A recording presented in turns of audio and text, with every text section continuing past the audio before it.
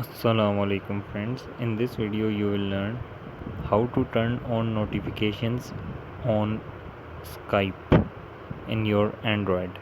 So let's begin the video. Simply open your Skype application. So at the bottom corner there is notification option. Simply you will tap on notifications. So at the top corner there is a sign of settings. You will tap on settings. You will tap on notification settings. So these are the settings which you want to change about notification.